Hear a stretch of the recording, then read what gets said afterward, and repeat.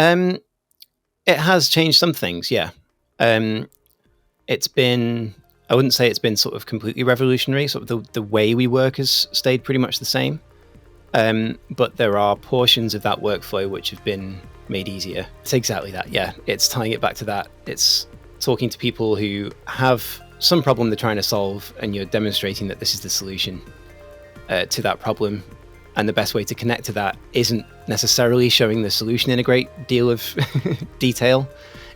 Or if you're doing some sort of animation, if you're trying to demonstrate that, you need to be flexible with making it accurate.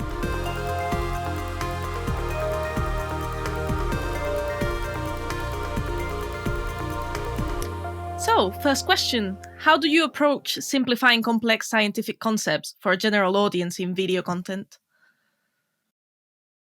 So, video can be a really powerful medium for doing this because it's visual. You can talk to the audience in more ways than just the words you're using in the script. If you're trying to describe something in audio or make people read text, concepts that are a little beyond what they already understand or complicated to get across can just be daunting and off-putting, and people need to invest quite a lot of effort to get past them. But video, I think, more than any other medium, has the capability to sort of get things across in a way that's easy to understand, because people sort of just find it easier to engage with. Whether it's an animated video where you can break down concepts and make them sort of physically show what's happening in quite a simplified way, or even if it's just people talking, listening to a conversation or listening to an interview, people are more likely to engage with that than they are with something where they've got to sort of read through text or sort of commit to understanding it themselves. So often, the best way to get across a concept is just that, is to have an interview with someone who understands the concept really well, who is invested in it, and just sort of tell a human story around it and have people connect to that rather than having to feel like it's anything technical. If you just tell a story and have the technical concepts be explained along the way in order for it to make sense, people won't even realize that they're absorbing technical content a lot of the time. So how do you determine the level of detail to include in video? That really depends on the audience a lot. If with the stuff we do, we're making content for a scientific and technical audience anyway, so you can often go actually quite deep into the technical concepts, into the technical side of things, and still have it make sense. But you wouldn't necessarily use that video or that content for every single occasion. So that's really one of the first things we understand when we're starting out on a project is, who is this for? That's something that's really important to nail down up front. Are you talking to a more general audience, whether it's scientific generalists or people in the industry but who aren't super familiar, or even just the general public? Or are you talking to people who are already somewhat knowledgeable, they're already engaged with the topic, and they want to hear more of the detail? And that really governs to a large extent how deep you go, how technical you go into the weeds of the science of it, and what kind of language and what kind of framing you need to use for it as well. So you've also kind of answered this, but how do you choose the most appropriate visual aids and animation to include in the video? Can you also share some tools you use? Yeah, so again, that it depends on the level of understanding that you're assuming the audience already has. Sometimes it can be best to just strip things right back to a really basic thing, or use abstract sort of visuals where you don't necessarily need to describe or depict exactly what's happening. You're just trying to get across the concept of what's going on enough so that people can follow along with the story. I think where that can get difficult is when you're working with scientists and product managers who are really proud of their technical capabilities of their product. There's a balance there where you need to try and abstract things and simplify things enough that they become understandable to the audience that you want. But it still needs to actually reflect what's going on. And that's probably the trickiest balance to get right. There's no real big secret answer to that. It's often just about trial and error and just sort of and talking and just trying to understand, what's important to the specialists that you're working with about the concept or about the product. Like, what is it they really don't want to lose?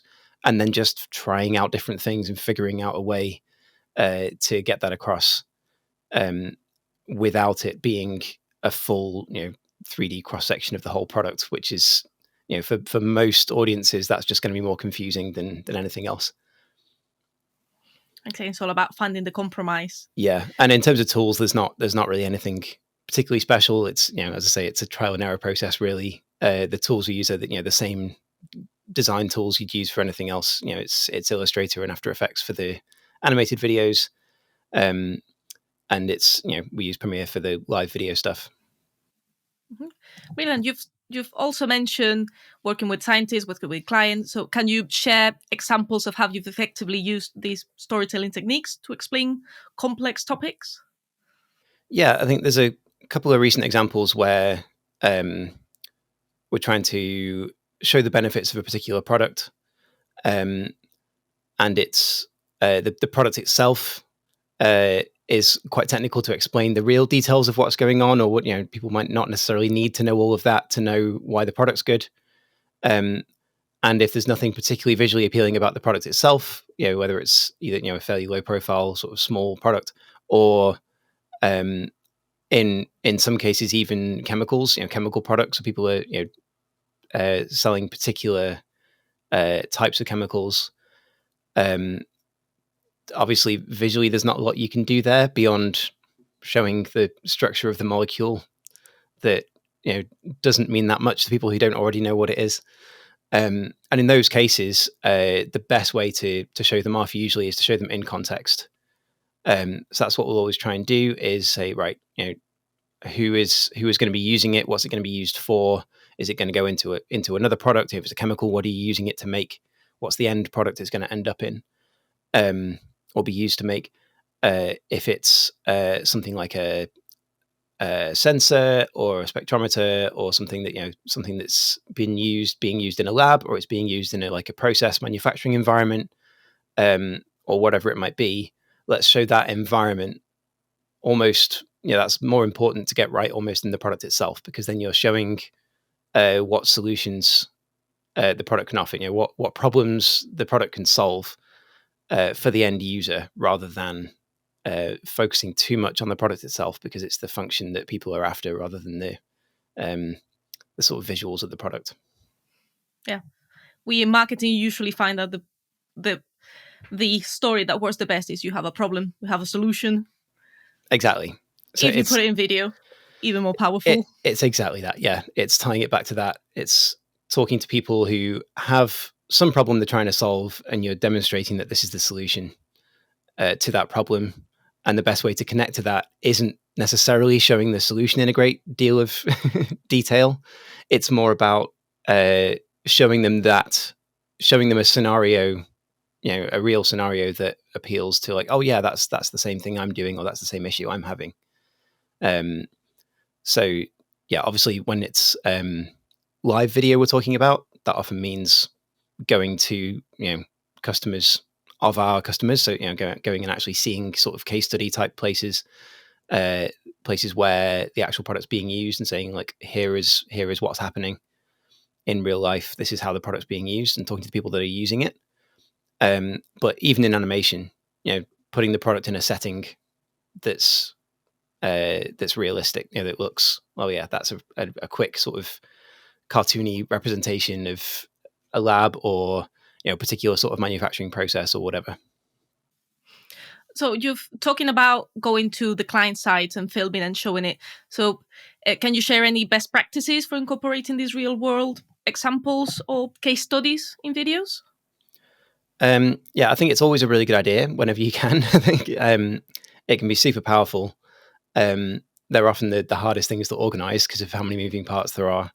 They can be quite tricky, but yeah, I think it comes back to the same thing, really. It's planning from the start. Who's the audience?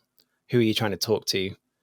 And that leads directly into what are their likely pain points. What are their problems going to be? What are they likely to want the product to do for them?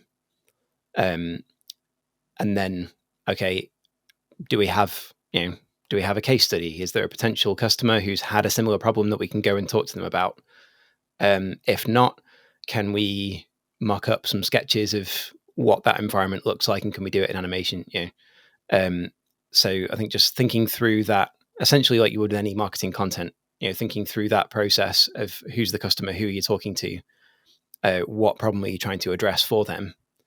The same things apply.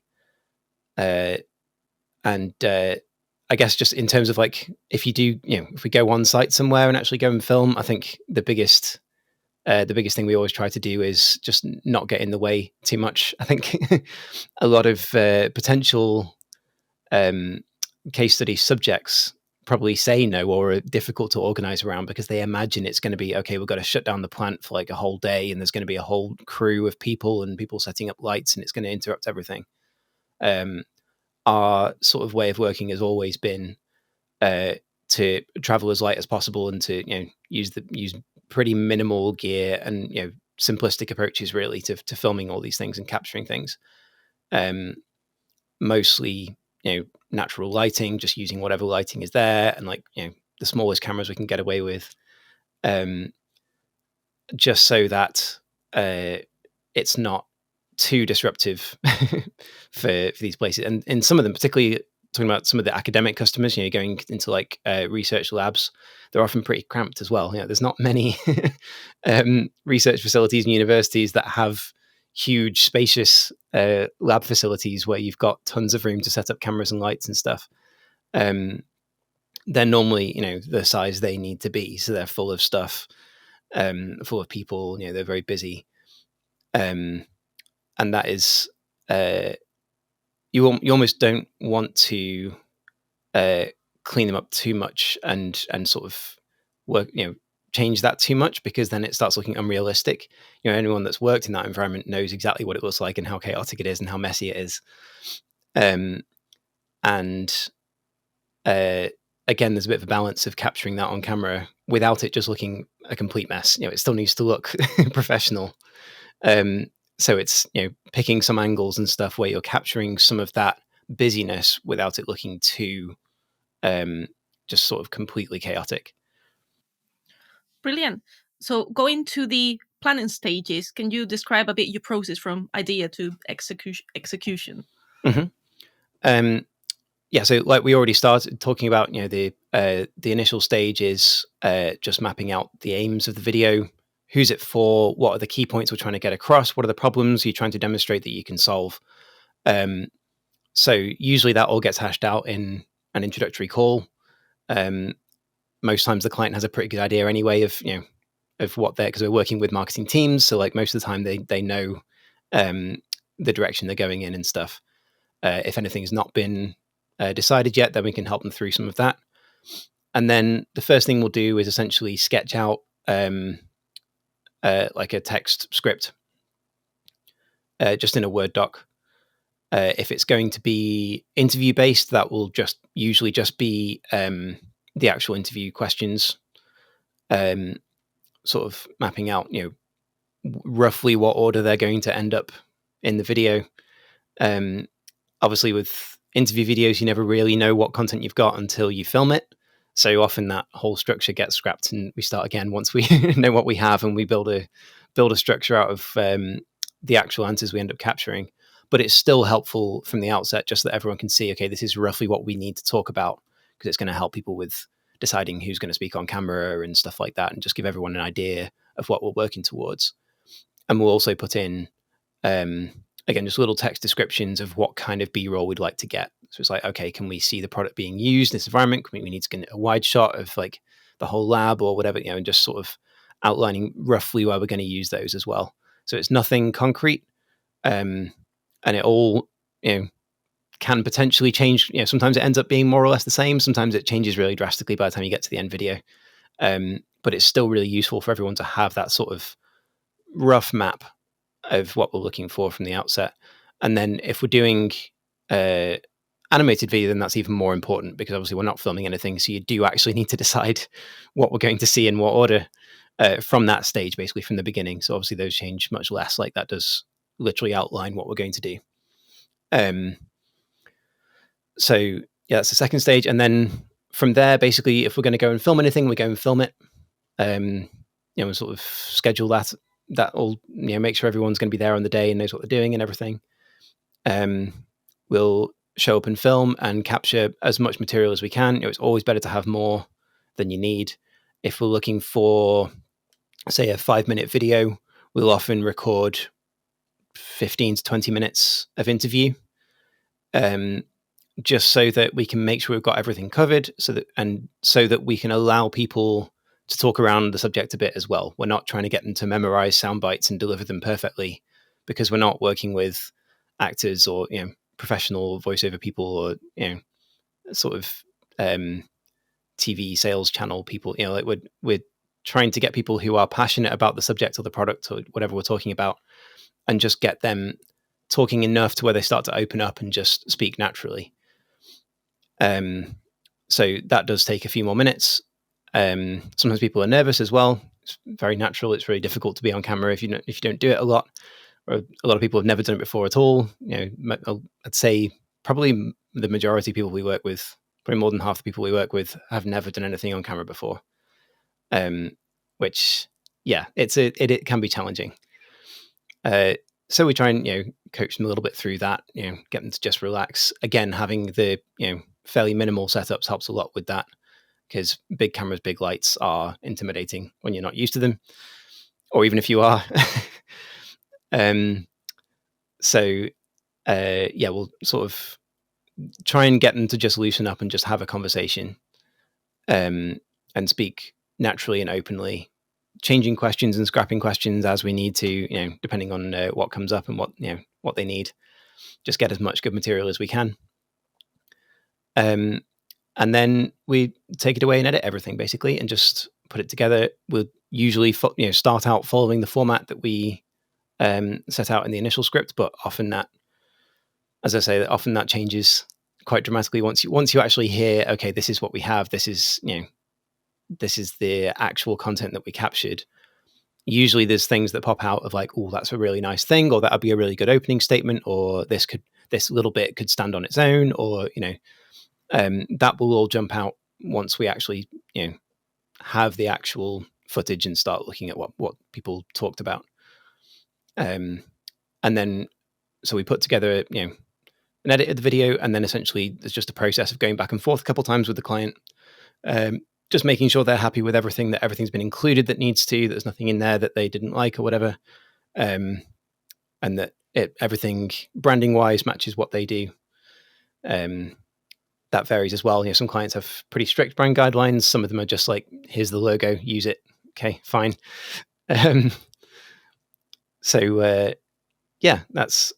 it basically. So yeah, it's fairly simple. And with animated videos, again, it's a simpler process in a way, but you do have to commit more upfront. So like, as I said, the script needs to be exactly what the script is going to be from the outset. So in that case, we'll start out with that text script and text descriptions of what's going on. Sometimes we'll do sort of mood board style images for like roughly what we're going to base the sort of drawing on.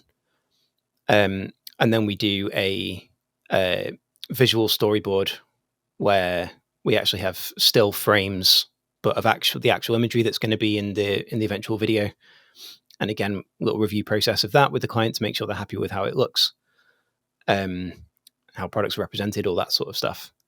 And then hopefully by the time we start actually animating and actually putting the video together, it's usually from then is a fairly straightforward process, because we've hashed out everything in the earlier stages. Because once you start animating something, then having to make little changes to how stuff looks and little timings and stuff, that can get very awkward and take a disproportionate amount of time to fix stuff up. If you found that actually the logo on the product was in slightly the wrong place or something, and you find that out when on the second version of the animated video, that's a real pain. if you found that out when you just made a PDF, that wouldn't be an issue because you just fix it in Illustrator and then it's good from then on. Brilliant. Have you found that AI and the emergence of AI tools have changed your workflow much lately?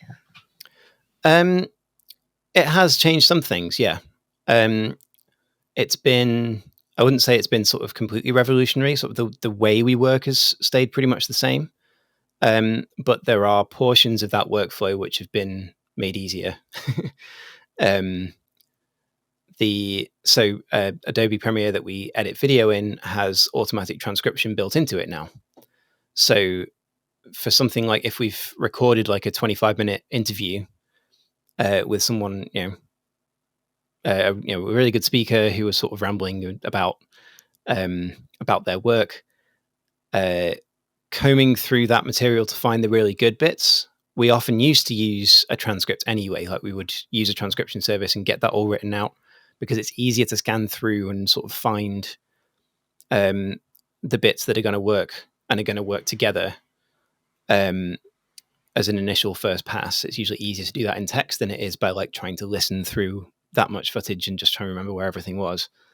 So actually having that, having an automatic transcription built in to Premiere, that has made that part of the job quite a bit easier. Essentially the same thing we were doing, but it reduces steps because we don't have to wait for it to get transcribed. We don't have to sort of go back and forth between a Word doc and the Premiere sequence. Everything's synchronized and in the same app. So that does help quite a lot. It also helps quite a bit with the kind of the research like early on, because I do have a science background, but I'm not really an expert in anything because I haven't done any actual science for like 15 years. So when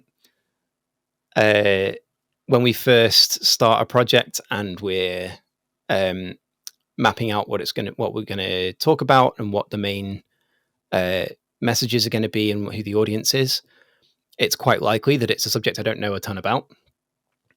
And being able to, putting together that first draft of the script, being able to bounce things off, an LLM, something like ChatGPT or Asthena, the one that we have that's based on AZO content, that can really speed up that process of just figuring out, okay, what are the main things people talk about? What's the terminology? Are we getting the terms right? Are we getting are we focusing on the wrong thing that's kind of taken for granted in that field? Or getting that balance right of just, particularly when you're, as I was saying, if the audience is a bit more technical and you're assuming some level of understanding of the field, we kind of have to gain that level of understanding or at least pretend that we have that level of understanding when we're putting the sort of script and the content together. And so as a research tool, like with anything else, like it can be very helpful in that sense for putting together scripts for interview questions, things like that. I've not yet had an example where I can just go, write me a script for this video and it just does it and it's perfect. Like that, it's not that good. I thought it will be for a while. Yeah, we might get there, but that's going to be a little while. But it definitely makes the process quicker, like being able to just put things together, summarize things. You can feed it web pages about products and say, pick out, what are the main points, reading through brochures and that sort of stuff. It can bring that process down from like hours, sometimes most of a day, just, figuring out what's going on, down to, half an hour to an hour or two,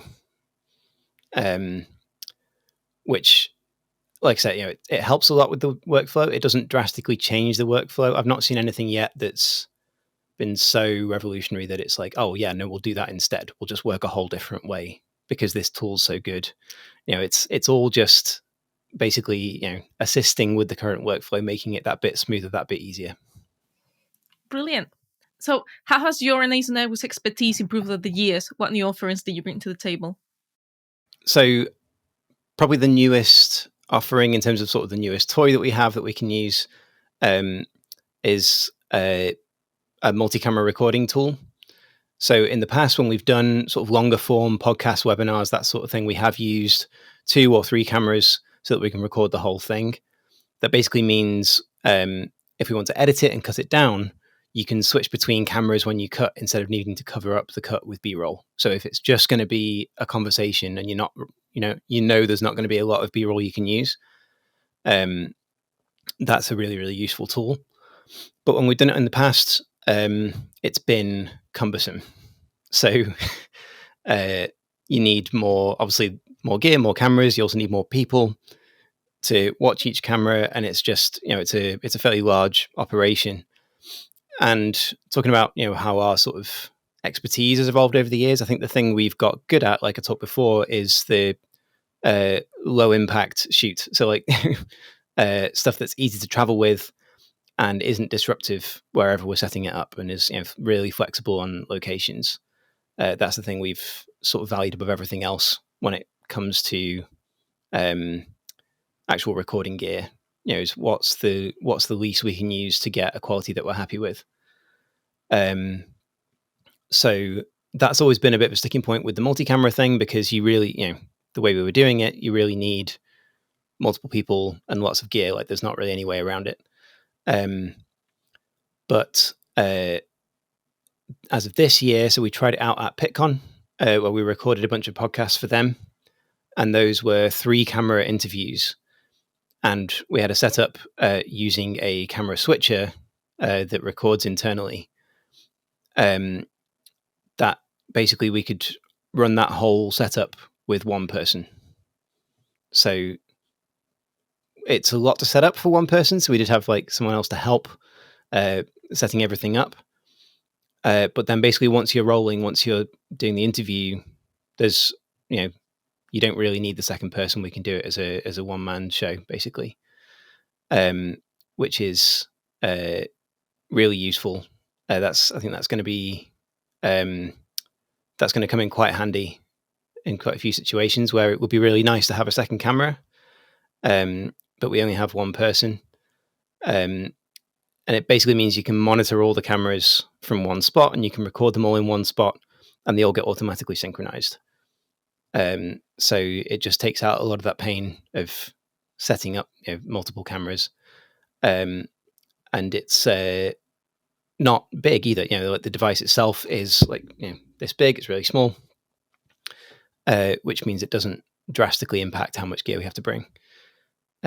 So that's been really good. It certainly was a game changer at PitCon. I think it allowed us to do a level of production for the podcast that we would not otherwise been able to do with the size of the team we brought.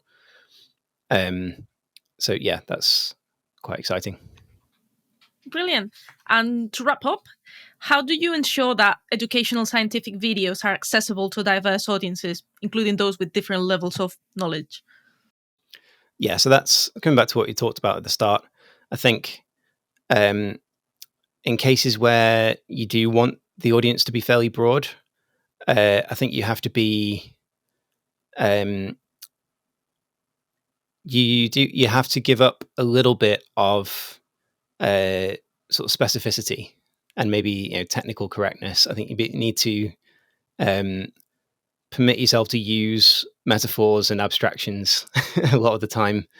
I think that's a big part of it, is finding something relatable that you can use, that you can explain what's going on. So it's not necessarily about communicating exactly what's happening, but it's about, at least to start with, opening with something that makes sense to anyone. You're using some sort of abstraction. If you're talking about some chemistry that's happening on a surface at nanometer scale, you can't open with that if you're expecting everyone to just jump in and be there with you. You've got to either abstract it back to what's the effect, what are we doing? Okay, it's some it's a coating that's going to stop something rusting or whatever. Like you make it practical. Or if you're doing some sort of animation, if you're trying to demonstrate that, you need to be flexible with making it accurate. It doesn't, you've got to be, a little bit, take a little bit of artistic license to make it clearer to see what's going on. And yeah, for some very technically minded people who do understand what's going on, that can be a little difficult sometimes. But it's, yeah, I think that's the key. And I think that's where we bring a lot of value sometimes, is where people who are very, very close to a product, or very deeply involved with a particular process, or particular scientific concept, and understand it in depth, taking a step back and seeing it a different way can be really difficult. And coming up with a way to explain it can be quite hard when you're used to thinking of it in a very deep way. So where we come in as sort of generalists and people who are used to doing that sort of thing, we can understand what's going on enough to get it. But we have enough distance where we can see, okay, maybe we can show it this way. Maybe we can use this as a metaphor. Maybe we can abstract this and just not show that bit. And come up with ideas for how to show these things that sometimes people that are the experts might not have thought of. Brilliant. Well, thank you very much, Will, for your time and expertise. No problem.